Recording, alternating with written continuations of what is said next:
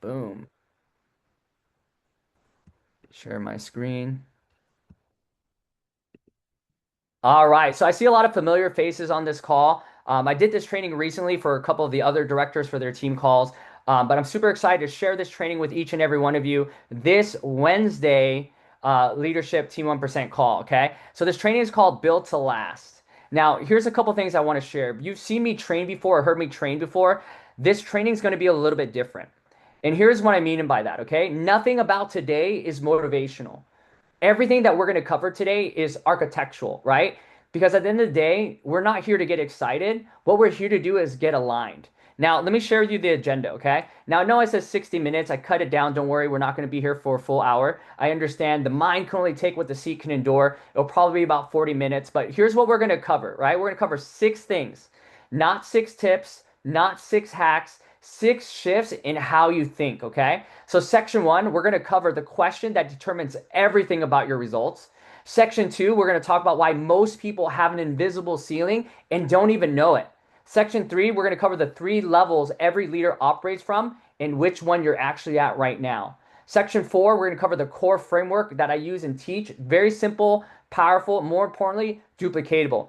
And section five, we're going to talk about the difference between motivation and standards, and more importantly, the four pillars that hold a leader together. And finally, section six, we're going to talk about how to build a team that doesn't need you, and that is legacy. Now, by the end of this, you're not going to feel inspired. You're going to feel clear. And why is that important? Because at the end of the day, clarity is more valuable than inspiration. Because inspiration, guess what, fades. But clarity is what drives decisions. Okay. So as we get started, I want to ask you a question. Okay. Two people joined this company on the same day. Same product, same compensation plan, same upline, same training. Now, one of them ends up building a team of thousands. They end up traveling the world. They create income that their family has never seen before. And the other one quits in 90 days, sometimes less. They have the same opportunity, but what is the difference? You see, at the end of the day, it's not the upline, because I've seen people with incredible uplines go nowhere. And I've seen people with non existent uplines that go incredibly far. Now, it's not the timing, because guess what? I've seen people join at the right time and still fail. And it's not the economy, it's not the country, it's not the product. You see, at the end of the day, the difference between those two people is who they believe they are. And the difference is what I call identity. And so today we're going to talk about that, right? Not motivation, not scripts, not tactics, because every individual group has their own identity, their own style, and it all works, right? Whatever you believe will work, and whatever you believe about yourself is going to come true. And so today we're going to talk about the architecture underneath it all, okay? So let's talk about it. Same opportunity, but what's different? And here's my promise to you, okay? Every single one of you on this call, everything you want, whether it's the income, the freedom, the team, the recognition, the life, is already available to you. And here's the reality, it's not locked behind a better product, it's not locked behind a different upline, it's not locked behind a perfect economy. It's only going to come to the version of you who believes they deserve it. So today I want to take the time to talk about building that version of you, okay? So there's a concept I want to introduce you to. It's called the invisible ceiling. Now, there's a man named Maxwell Maltz, okay? And Maxwell Maltz, he was actually a plastic surgeon. How fitting, right? We're in skincare, change your face, change your finances, right? But Maxwell Maltz was a plastic surgeon. And guess what? He spent decades fixing people's faces. And you know what ended up happening? He noticed something incredibly strange, right? He would perform the surgery, the face would change, but you know what? For many of the patients, they couldn't see it. They still felt ugly. They still felt less than. They still operated from the old story. And that's when he realized something. The face changed, but the self-image didn't. And he wrote an incredible book. The book's called Psycho Cybernetics. I'm gonna ask my wife to type that in into the chat box if you guys want to read it. Psycho Cybernetics, okay? And here's the central idea of this book. And the idea is very, very simple. Your self-image, guess what, determines your results every time. Not your strategy, not your hustle, but your self-image, right? There's a great saying that your net worth will never exceed your self-worth. So I want you to think about what that means for your business for a second. What that means is you can have the best product, you can have the best system, you can have the best scripts, and still hit a ceiling. Not because the opportunity is limited, Not because the opportunity is broken, but it's because what your belief about what you deserve is broken. It's because the belief about what you deserve and what's possible for you, right, is limited. And guess what? For your notes, you can never outperform who you believe you are. So let's talk about that in more detail, okay? Now, Malt had this other idea, and when I read about this, it totally changed the way I think. And what he said was your mind operates like a guidance system, right? It's like a missile, it's like a GPS. Now, what that means is it finds what it's programmed to find, right? If your mind is programmed to find limitation, right? Guess what? You're going to find limitation, right? If your mind is programmed for survival, it doesn't matter how great the opportunity is, you're always going to find the challenges and the difficulties in the opportunity. Even when you're surrounded by abundance, even when the opportunity is right in front of you, you'll never see it because your mind won't allow it to. It'll always find what's wrong. But on the other end, guess what? If your mind is programmed to find possibility, you're always going to find the path, even when others can't see it. Where other people find difficulty, you're going to find opportunity and a chance. So the question at the end of the day is never really, is the opportunity real? The question is always, what is the program running underneath the surface? Okay. Now, if you've been to any of the trainings, you've heard Tim Hurt talk about this a lot, right? He talked about this if you've been to Riman University, he talked about this recently. If you've been on the director above calls, Mr. Danny Bay talks about this a lot. And I want to tell you something personally. This is something I normally don't share. I probably don't even know if I should share it or not because it's a pretty public call, but I'm going to share it with you anyways, okay? You see, there was a time in my life when I was broke. I got started in this industry when I was 18 years old, right? So a lot of you got started, some of you who are doing this business, you already have established careers, you already have a family, you have more control of your life. But I got started at 18, barely graduated out of high school, still living under my parents' roof. And when I got started in 2005, times was a lot different, right? I was supposed to go to school, go to college, get a degree, but I went a different path.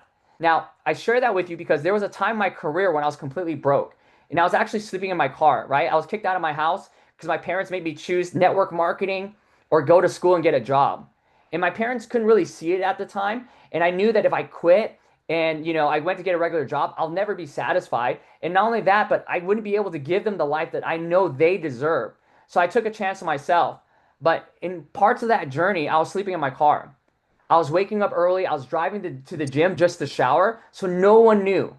But here's the thing, I was in network marketing, right? 5 years I've been in the business. I knew the scripts, I knew the system. I showed up every single day. I never missed a call, never missed a training. I was the most positive person in every room, But guess what? My results didn't match the work that I put in.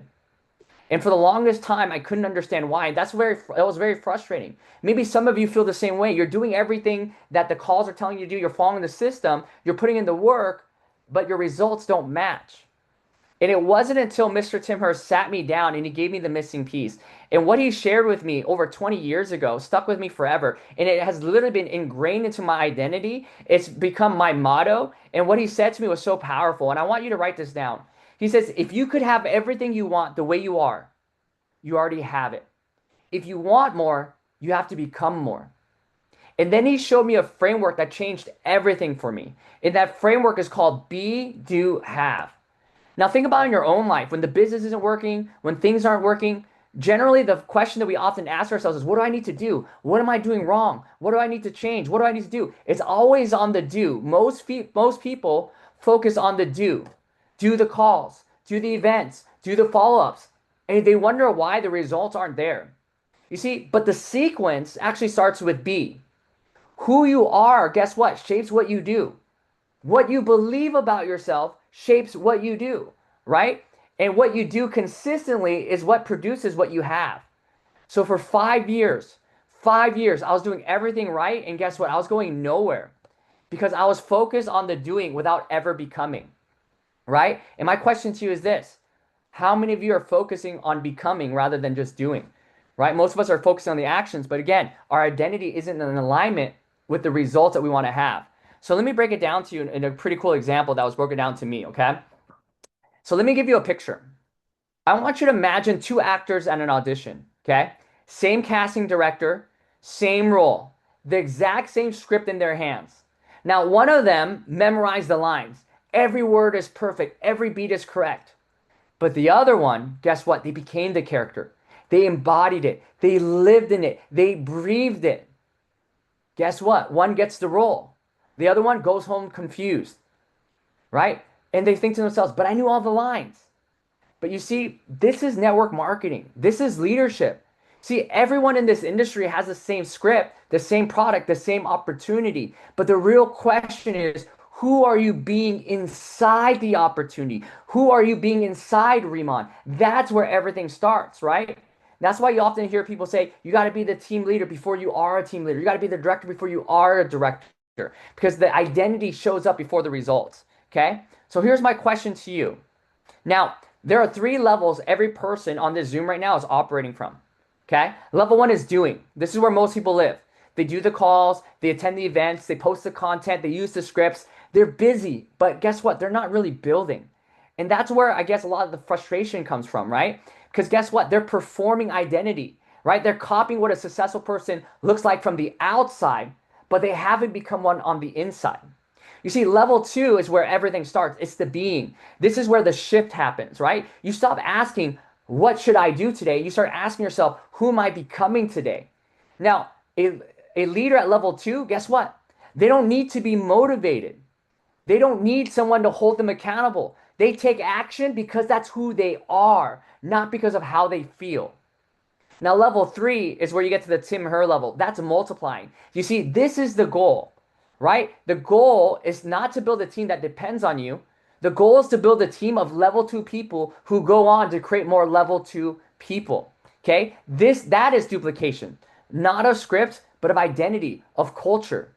Now, here's my honest question to you. Not the one you would answer in front of your team, but the one you answer to yourself. Which level are you operating from right now? Because as Jim Rohn would say, personal development comes before the fortune, right? You got to develop yourself. So I want to share with you a personal story. Okay. So I spent 5 years at level one, right? I was the most positive person in the room, the most eager, the most willing. People liked me, but guess what? They didn't follow me. Why? Because I was trying to earn belonging instead of leading from identity. And so in my business, in my 5th year, I worked with a gentleman that injected me with so much belief and confidence. And I didn't believe it in myself, but I ran with it because I didn't want to let him down. And I went on to do phenomenally well. I ended up making a lot of money. But guess what happened? Even though my results changed because my identity didn't, I self-sabotage, different things happen, and guess what? Everything collapsed. Everything fell apart. It's almost like, man, you want a healthy relationship so bad, but you don't believe you're worthy of love. Then you find a healthy relationship and you question it and you self-sabotage it. That's what I did with my business because my identity didn't catch up to the person that deserved it. And everything fell apart. My business fell apart. My relationships fell apart. And I was homeless, sleeping in my Lexus. And like I shared with you earlier, I'd wake up my leaders early, tell them it's about discipline, just so I could use the gym shower before anybody knew what was happening. And, at the time, I was working with an upline that I didn't agree with a lot of different things. We had a fallout. And before I left, right, before I quit that team and left that company, the last thing my upline said to me was this. He said, I created you. I helped you have success for the first time, and you would have never done it without me. And you'll never do it again, right? And again, this is what happens when you're young. You work with a lot of young people, right? It's, times are different. And I remember at that time, I looked back and I said, man, like, I did do it. Even though I borrowed someone else's belief, it was my skills, my talent. And when he said that to me, a flip inside of me switched, and I said, okay, just watch me. And I was living in Houston, Texas at the time. That decision made me drive back to California. And you know what I did? I made a list of every mentor I had, from Mr. Tim Her, right? Mr. Danny Bay, and all the other legends that I had the privilege of working with and learning under. I made a list of every single one of them. And guess what? I made a list of what made them great. Whether it's their confidence, their posture, how they talk to people, right? And here's what's amazing. If you can see it in somebody else, that means you have it in yourself because you can recognize it. So I made a list of all those things. And you know what I said? I made a commitment to becoming that. Not performing it, but becoming it. And because I had 5 years of experience, I already knew what to do. The only difference was now I finally knew who I needed to be. And guess what? 6 months after that decision, 6 months after being homeless, in a brand new opportunity, in a market where I didn't have a lot of contacts, I recruited and built a team of over 1,000 people in 6 months. And I built a 6-figure income, right, in 6 months. And in that company, I became the youngest and fastest 6-figure earner in that company. Now, here's what I want to share with you. The strategy didn't change. I changed. See, so many of you, guess what? The challenge is not that you don't have the right plan. You have the right plan. You're just not working it long enough. Or guess what? Your identity is not lined up there. So let's go ahead and break it down, right? So the simple framework that I've created is called the IAR loop, okay? So I'm going to give you this model, simple enough to remember, but powerful enough to change everything. And what that is very, very simple. Your identity shapes your actions. Actions produce results, right? And so I call it the IAR loop, right? Nothing fancy, right? And here's what happens. Most people try to change their results without ever touching their identity. They change their strategy, they change their team, they change their upline, they change their companies, but the results always stay the same. And they wonder why. It's like trying to grow a different fruit without changing the root. You see, you can polish the fruit, you can spray it, you can rearrange it on the tree, but guess what? The tree will keep producing the same fruit because the root hasn't changed, right? Success is not something you pursue, it's something you attract by the person that you become, right? Powerful stuff. So here's how most people think. Most people think when I get the results, I will believe in myself. But do you know how leaders think? Leaders think like this: I believe in myself, so my actions produce results, right? You know, one of my favorite quotes that Tim Hurst shared with me, and I have quotes for days, right? And this goes to show I was a master student, but I wasn't embodying it. The lyrics didn't match the song. And what he shared with me, he goes, your attitude, not your aptitude, determines your altitude. Let me say it again. Your attitude, not your aptitude, determines your altitude. That's why so many times we get frustrated. We see someone get started. They're not experienced as us, right? They're not as well trained as us. They don't have the same tools, but because they're confident and excited and they just go for it because that's who they are, they have so much more results than someone that maybe has experience, right? And the reason why is because they believe in themselves.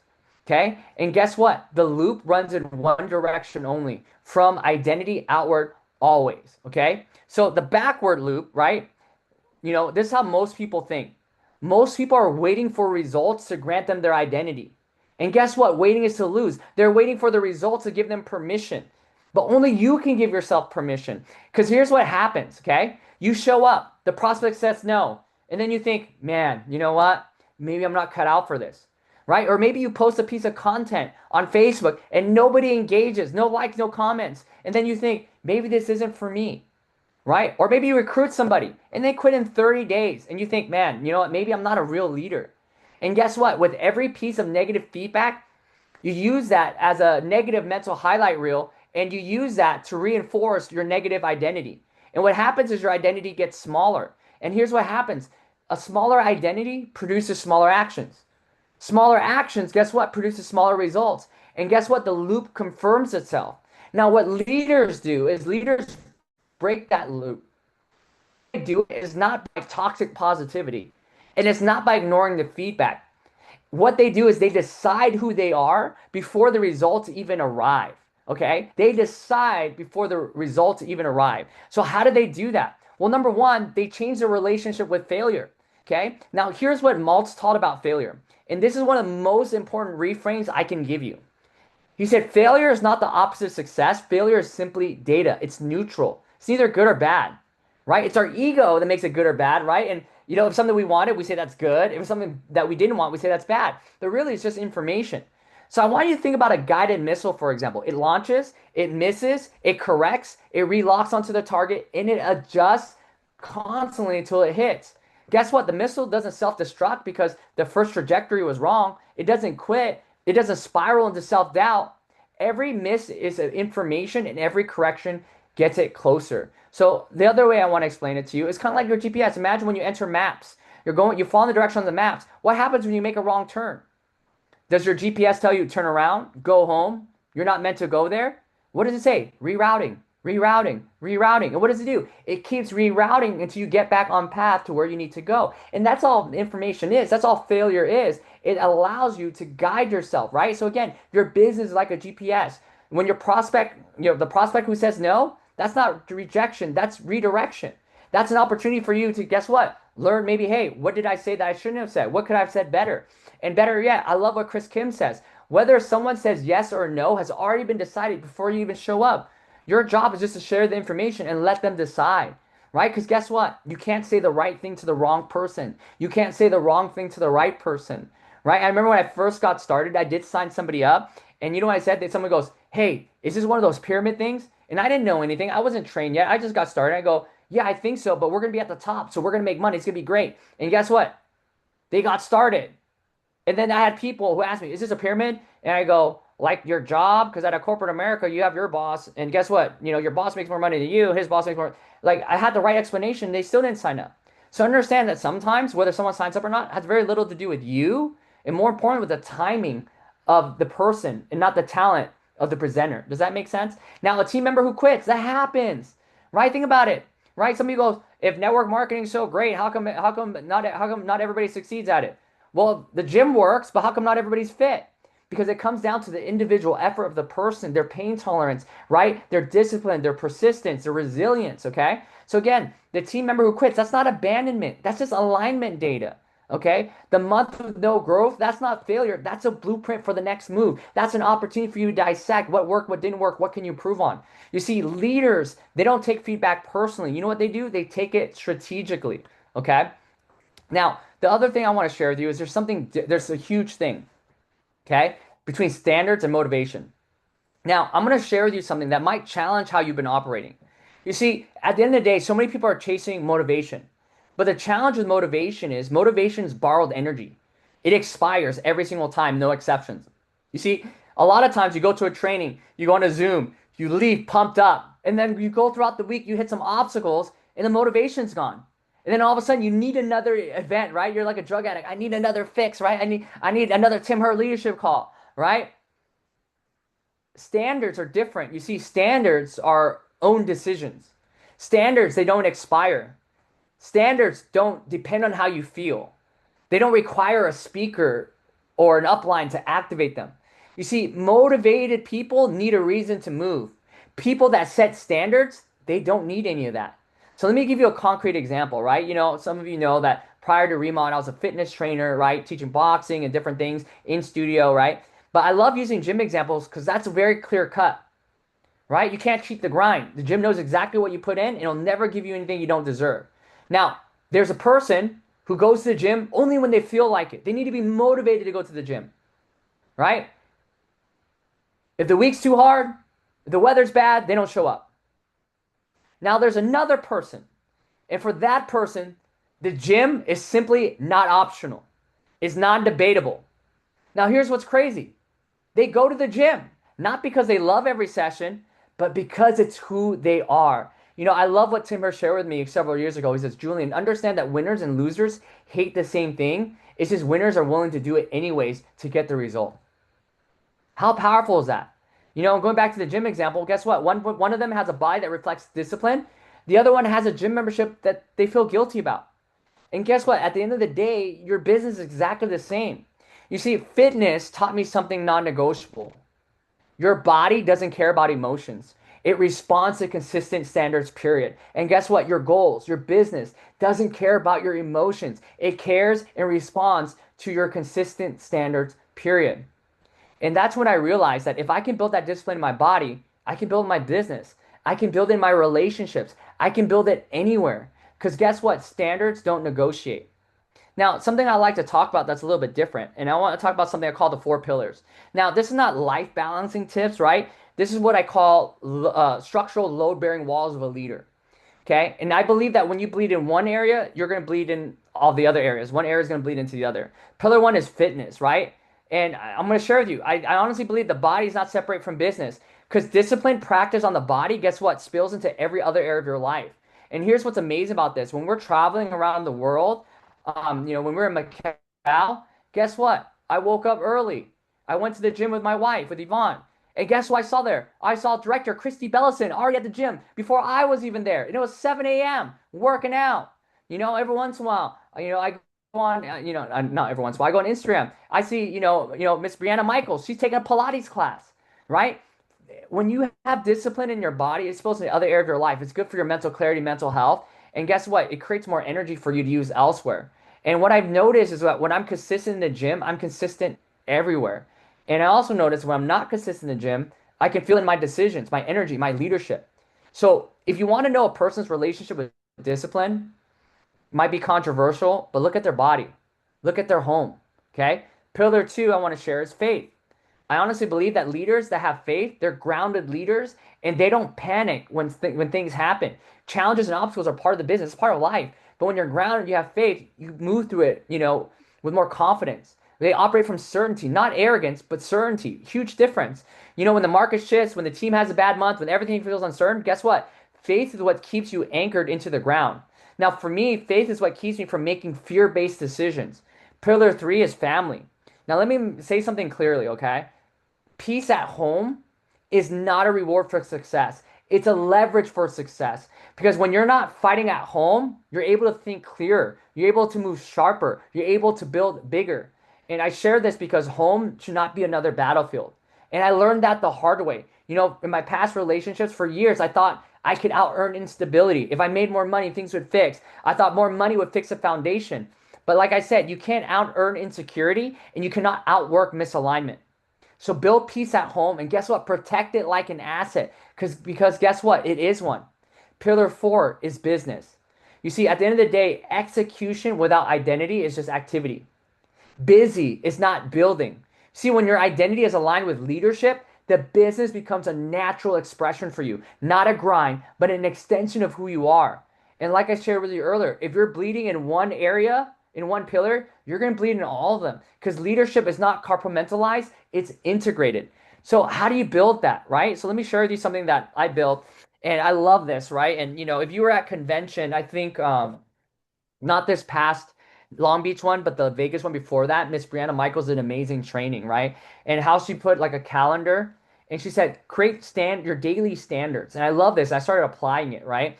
And said, create these daily standards, your daily non-negotiables for different areas of your life that no matter what, you're going to get this done. And every day you check all of them off, you're going to cross an X on that calendar. And your goal is to have as many consistent days as possible. And that gave me the idea. And, I've always done this, but this is how I contextualize it and create it into a system. Okay. So what does it look like practically? So I'm gonna give you a daily system. I call it the daily identity stack. 5 non-negotiables every single day. Now, again, this is not a to-do list, right? It's an identity rehearsal. So number one is your body, right? Train or move with intention every day. No exceptions. Now, again, this is not about aesthetics, okay? I'm not saying everybody on this call go get six-pack abs, muscles, and look like a fitness model, right? What this is about proving to yourself every morning that you're someone who keeps commitments. And it could be something as simple as this, right? Walk on a treadmill. Now, for those of you that want to lose weight, the easiest way, and maybe you haven't worked out in a long time, all you have to do is get a treadmill, right? Walk on the treadmill. Start off easy. 8% incline for 20 minutes at 2.5 miles per hour, right? Because you're staying in zone two. I don't want to bore you with the science, but you're staying in zone two. And what happens is your body's going to burn the most fat in that state. Just don't hold on to the rails because then it reflects everything. But that's all you have to do. Just every single day, 20 minutes on a treadmill. Now, if you don't have access to a treadmill, just take a walk around your neighborhood. Now, maybe you live in a bad neighborhood, a dangerous neighborhood. So you might go on a run instead of a walk, right? I'm just kidding, okay? Number two, so super simple. Move, do something for your body. And trust me, you're gonna feel better. Now, what's funny is sometimes you go, I can't exercise because my knee hurts. No, your knee hurts because you're not exercising your knee. You're not building the muscle, right? Guess what? When you exercise, you live better and you live longer. And I'm gonna share something else that's kind of crazy. I come from an Asian background. I don't know what this is like in other ethnicities, so I can't comment, but I can comment on mine. And it's so funny because every Asian parent wants their kid to become a doctor. But do you know what's the one place that Asian parents refuse to go? To the doctors, right? So again, it's never about saving people, it's about making money. I'm just kidding, right?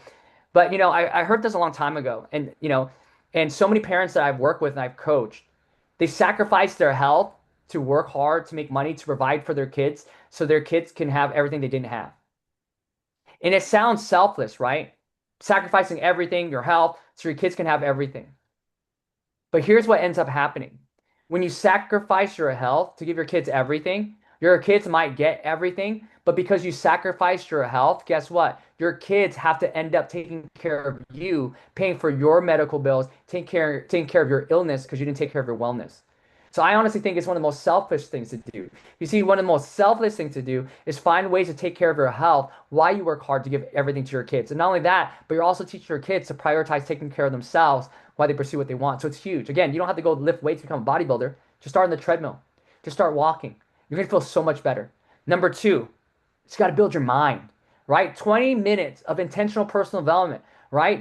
We have so many replays on the T1% call, all the Friday leadership calls. Just put one of those on and then go on the treadmill, right? Now you're crossing off two things. It could be a book, an audio, reflection, right? A past training call, study the business. Because guess what? People that treat network marketing like a lottery never make it because it's not. But the people that win treat it like a profession. So invest in your professional education. Watch the training, watch the replays. If you're in Southern California, go to as many Riman universities as you can. Keep going. Don't go through it once, but like I know it. You can't listen to a song one time and know all the lyrics, right? You have to listen to it over and over again. And that's what you want to do. So do your personal development 20 minutes a day. Do it on the treadmill, right? Some people are like, I don't have any time to exercise, but they have time for Netflix, Hulu, Amazon. And I'm not telling you to cut that out. I believe life's about balance. Watch that stuff while you're on the treadmill. But you want to take a step further, remove that with personal development. And number three is your mission. This is your business. And so many of us, we get caught up being busy doing activity, not productivity.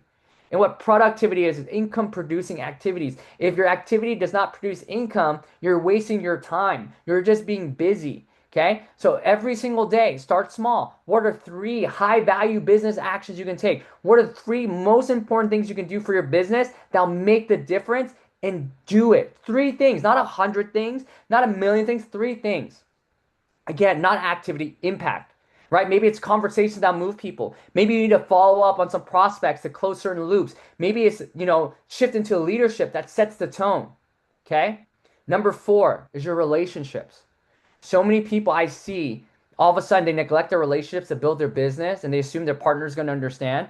And then what ends up happening is their partner or their children ends up resenting their business because they feel like the business is taking them away from them. You see, what happens is when you learn to deposit into your relationships while you're building the business, they'll understand. They'll understand, right? And they'll actually miss you when you go on those trips. They'll miss you when they want to travel, and they'll actually want to spend more time and more understanding. So every single day, do something intentional for your relationship. One intentional connection every single day. Leave a note, a message, right? A gift, write a letter, something, a call, a video call saying, I miss you. I was just thinking about you.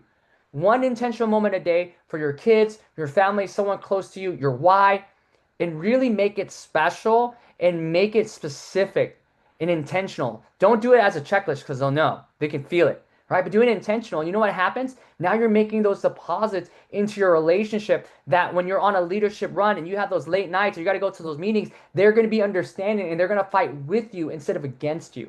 Okay? Huge. Okay? Number five. This is huge. Do a standard check. And I learned this from Kobe Bryant. The Mamba mentality. Standard check, right? So if you're a basketball fan, this is from Kobe. At the end of the day, before you sleep, all you have to do is ask yourself one question. Did I show up today as the person I said I am? Yes or no? No judgment, no spiral, just data. Because each day, guess what? You complete this stack, you're casting a vote for the identity of a leader. You're casting a vote for the person that you say you are, right? You're installing the identity of who you need to be to accomplish these things. But guess what? Every day you skip it, you're installing the identity of the old version of you. And guess what? The identity you live with is the one that wins the most votes. So ask yourself every single day, what are you voting for? Okay. Now we actually have some time today. So those of you that have seen this training before, I never really got a chance to go into this because time was short. So if you stayed on, right, you get something a little bit different, right? So let's talk about the most dangerous trap in this industry. Okay. So the most dangerous trap in this industry I've learned is building a team that needs you. You see, when I was young, right, I spent years being the person who carried people. I would go ahead, I would see someone falling behind, and I would go back to drag them forward because I believed in them more than they believed in themselves. Okay? You can't want it more for people than they want it for themselves. It doesn't work that way. They have to want it. Because guess what? When you want it more for them than they want it for themselves, they're going to resent you for it. Not because they're bad people, but because resentment is what happens when someone feels like a project instead of a person. In one of my businesses, right? In my past relationships, when we broke up, it was horrible because we're like mom and dad, the organization. I had a team that I poured everything into. And my leaders, I saw them all as my little brothers and sisters. And when we broke up, when the relationship happened, they had to choose sides. And some of them left. And guess what? It hurt because I felt like I'd given them everything. But here's the lesson that I learned. I was building dependence, not leadership. I was needed, not multiplied. And there's a massive difference, okay? Now, another book I want to reference here is a book called Power versus Force. It's a really great book. And the distinction in that book changed how I led. You see, force is pushing, convincing, saving, overgiving, overprotecting. Force is emotionally exhausting for you and for them. See, power is different. Operating from power is all about standards. It's all about environment. It's all about culture, clarity, self-respect, right? Power is systematically calm. You see, force pushes people, power attracts them. I want you to think about the leaders you have respected most in your life. For me, it's Mr. Tim Herr, Mr. Chris Kim. And ask yourself, did they chase you? Did they beg you? Did they convince you? Or did they simply hold a standard and you wanted to meet it? So you see, that's what I'm asking you to become. Not someone your team needs, but someone your team chooses. Someone that holds a standard and your team wants to meet it. That's what makes Mr. Tim Herr powerful, Mr. Chris Kim powerful, right? So, a couple things I want to share with you, right? This is what it looks like in practice. Okay. Step one, set the standard. Define clearly what leadership looks like on your team, right? Mr. Danny Bay did this whole training today on culture, on the director and above leadership call. You got to become a director as soon as possible, right? And the things that we learn in these calls is so powerful. And he talks about culture and how, culture is more powerful than training. Because if training is not in line with the culture, right, that you have on your team, no matter how great the training is, they're not going to follow it. So, step one, set the standard, right? Again, define clearly what leadership looks like on your team. What are the non-negotiables? What does showing up look like here? Step number two, set the environment. Because guess what? Culture is caught, not taught. It starts with you. Because your team doesn't do what you say, they do what you are every single day. Step three, this is huge. This is hard for me, is let people choose. Clarify once, never convince. And here's what I mean by that. If someone wants to do it their own way, let them, right? Don't fight it. Don't take it personally. Let them try. Why do I say that? Because a lot of times when it doesn't work, they're going to come back coachable, ready, humble, because you didn't fight them. You held your standard and they chose. Okay? Because so many times, because I knew what they're doing was the wrong decision, but because I was operating from force or trying to convince them, they ended up resenting me. And when it didn't work out, they just quit. But when I don't fight with them on it, I clarify. I'm like, hey, this is how I would do it. This is how I would recommend to do it. And if they're still insistent on doing their own way, I just let them. I don't fight it. I don't take it personally. I just let them try. And again, a lot of times what happens is when it doesn't work out, they come back coachable, ready, humble, because I didn't fight them, right? All I did was hold the standard and let them choose. Step four, this is huge. Work with the deserving. Not who you love the most, not who you feel sorry for, not who needs it the most, but work with those who show up, who earn it, who meet the standard. Because guess what? Your goal, again, is not to be needed, it's to build people who no longer need you, because that is duplication, that is legacy, that is leadership. Okay. So, as we wrap up this training, here's a couple of one-liners that I want to leave you with that'll support you building the business, right? These are lines I want you to take out of the Zoom and use them in your content, in your team conversations, in your own head on a hard day, right? You don't rise to your goals, you always fall to your identity. Standards don't negotiate. You can take a screenshot of this, right? You cannot out earn a broken self image. Motivation is borrowed energy, standards are own decisions. Busy is not building. Failure is not the opposite of success, failure is data. Clarify once, never convince. Remember, power attracts, force exhausts. Self-respect is not a feeling, it's repetition. The identity you live with is the one that wins the most votes, right? Take the ones that hit you. Those are the ones that you need the most, okay? So as we wrap it up, a couple things I want to share. We have 3 amazing events coming up. Obviously on Thursday, we have Riman Revealed. Thursday, 6 p.m. Pacific time, we have the awesome Miss Christy Belliston. She's honestly one of my favorite presenters. She is so polished, so professional. Like I can listen to her speak all day long. She's one of my favorite people. And the last trip to Macau, we got a chance to spend a lot of time with her, and she embodies everything I just trained in this. She embodies it. Like I was so surprised. Like when I go to convention, not right or wrong, but there's always 2 groups of people, right? The first group is the majority, right? We don't go to the parties. They're like, oh, you're not going to a party? You're not going to I'm like, no, my wife and I are going to the gym. They go, but it's 10 p.m. It's 11 p.m. I'm like, yeah, we didn't work out today. We got to get it in. Right? Those people like, you're going to the gym? You're working out at convention? And then there's people like Christy Bellison, who's at the gym before I even get there, sweating, repping it out, right? And definitely inspiration. So you want to get a chance to learn from her. Now, Riman, if you're in the Southern California marketplace, every Thursday night we have something called Riman University. So if you're in Southern California, and you're less than 100 miles away, be there. Make it non-negotiable, right? Why is that? Because when you learn how the business works, you become a professional and the results follow. The more trainings you go to, the more you understand the business. The more you understand the business, the stronger your identity becomes. And guess what? The stronger your identity becomes, the stronger the actions you take. The stronger the actions you take, the stronger results you get. The stronger results you get, the stronger your identity becomes. It's a circle that continues to build exponentially. And what's amazing about that is every Thursday in Southern California, we do an overview.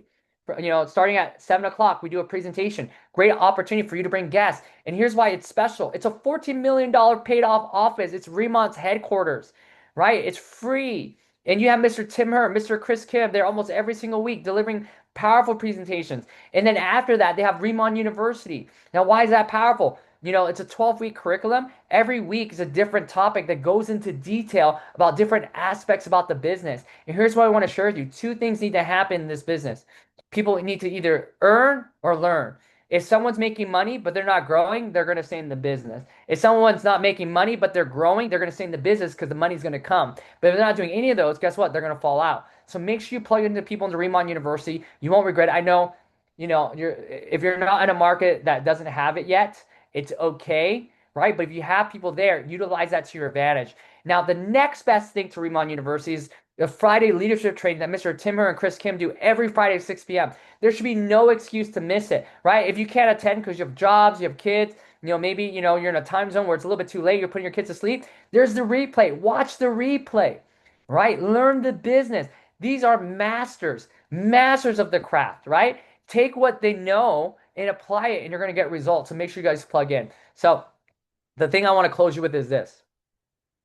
Everything I built, whether it's the team, the income, the recognition, the life, it didn't come from a better strategy. It didn't come from a better product. It didn't come from a better upline. It didn't come from a better company or better timing. It came from a decision about who I was going to be. Not when conditions were perfect, not when I felt ready, not when someone gave me permission. And I made that decision homeless, sitting in a car, waking up early to use a gym shower so no one knew. The version of me made a decision about who he was going to become.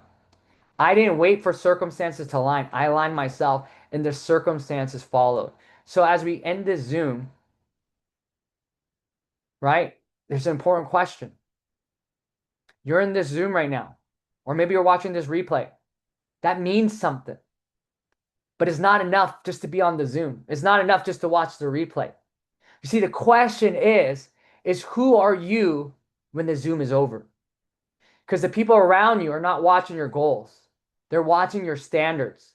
They're watching how you carry yourself when nobody's looking. They're watching whether you are becoming. Because leadership at the end of the day is not a title. It's a standard you live. I saw Mr. Tim Her when he was just a planner. I was there before he even got started. I saw Mr. Tim Her as a senior manager. I saw Mr. Tim Her and Mr. Chris Kim as a team leader. I saw them as a director. But they were already leading like national directors. Not because they had the title, because they didn't have it yet. But they had a standard for how they live. So here's my ask to you. Not today. I mean, not tomorrow, today.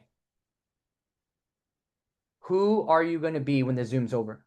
Who are you going to be every single day in this opportunity?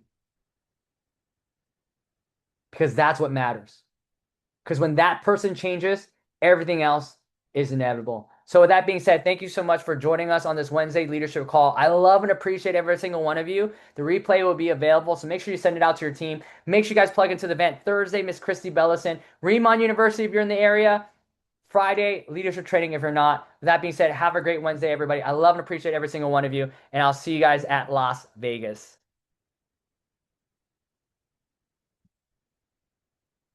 Now's the awkward moment where I struggle to end the Zoom.